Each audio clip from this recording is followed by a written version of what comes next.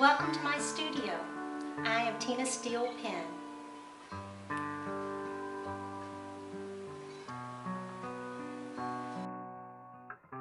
You've gathered all your supplies together and you've decided to get started. First of all, you've got these tubes of watercolor paint, or at least I hope you have tubes of watercolor paint, because the quality of the paint in the tubes is so much better than that you'd buy already dried out in the trays in the store. You want to, when you purchase your paint, you want to buy it in liquid form in a tube, always. Then you want to put it out into your palette and let it dry. I try to spread it a little thinner in the palette so once it dries, it'll dry faster and I'll have access to more of the surface of the paint. It's just my own personal preference. I didn't learn that from anyone else. It's just the way I like to do it. But it will dry faster and you'll be able to paint with it sooner if you have not put it in thickly into your tray. The reason you want it to dry is so you can govern the amount of paint you're using in your painting. If you use it wet, you'll get 50 times more paint than you need during your painting. That being said, we're going to set this aside for 1 or 2 days until it's completely dry. Now we're ready to start painting. We're going to prime our paper and stretch it. Stretching it, that's what this is called, where we lay the tape down on the paper and tape it down to a board. This is hardboard that I am using. This product used to be called Masonite. You can get it in the hardware store. You can buy art boards, that's what art boards usually are, from your art supply store. You can use a piece of cardboard or a piece of foam core. The main thing is that you want it to be handy in size and convenient to your use, and a little bit either disposable or waterproof, because you're going to get this wet. So if it's a real nice piece of wood, you would not want to get it wet.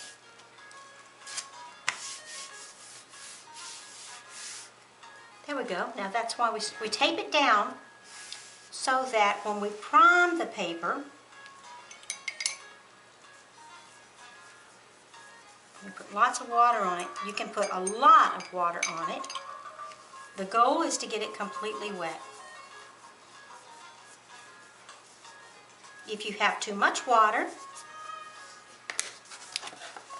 you can pour it off. So we have our board ready now to start painting. It's room temperature, it's completely dry. And now I can start by preparing a wash.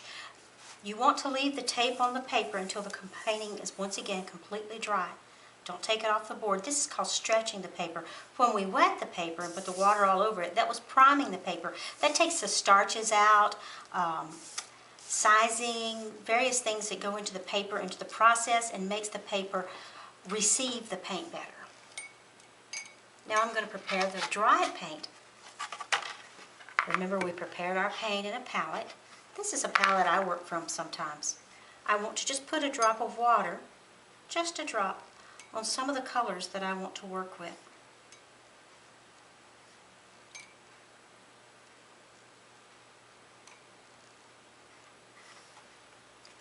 And now I can start painting. One of the things that I want to show you is how you can do a wash. A wash is where you put water down to prepare your board.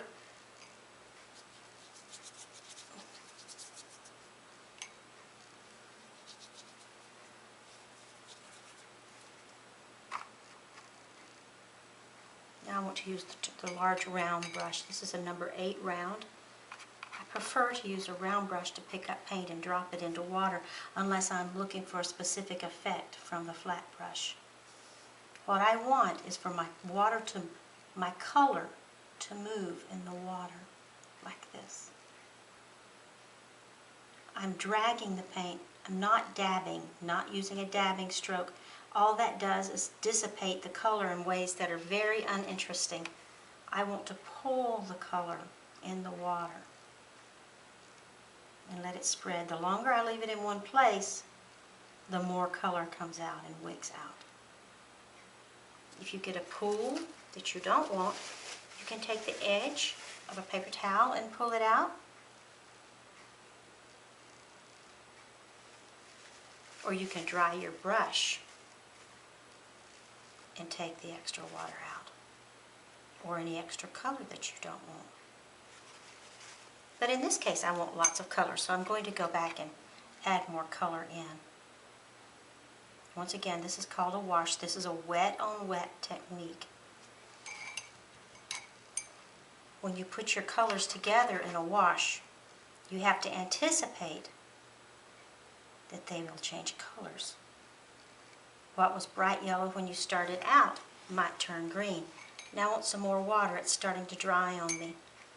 The edges are drying. I want to keep it nice and wet.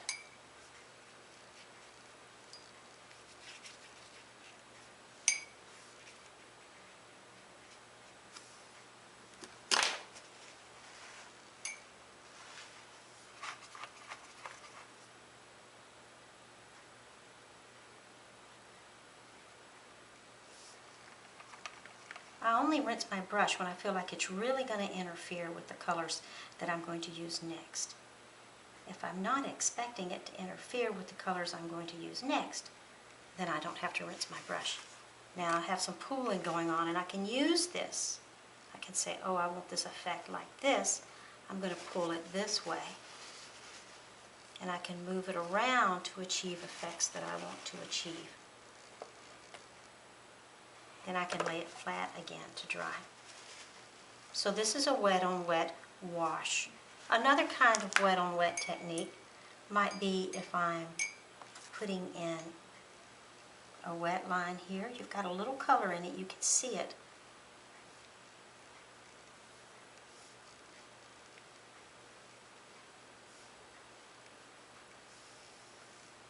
And then if I go back and drop color right into that, you can see it's just wicking out of the brush. The water pulls the color right out using very tip of the brush. I've got the camera set at an angle so you can see the tip of the brush just right, so you're not behind the brush. You want the paint to wick out of the brush. You want to control it. This is also a wet on wet technique.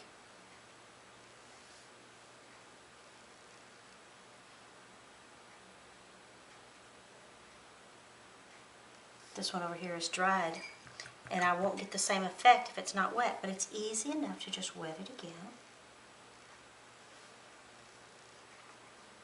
And take my color, pull it in.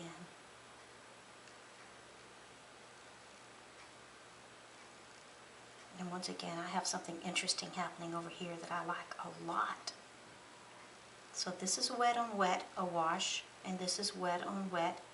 If you have an area that you want detail, but you don't wish to have a wet on wet, you just want to put in a real fine detail, you can come back with a liner or a script brush.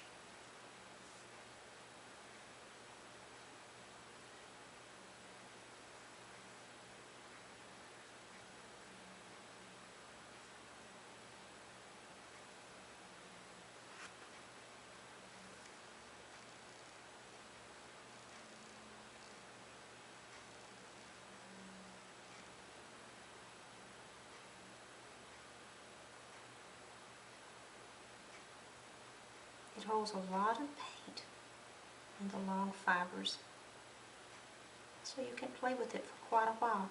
But this is wet on dry, and it will have a completely different character to a wet on wet.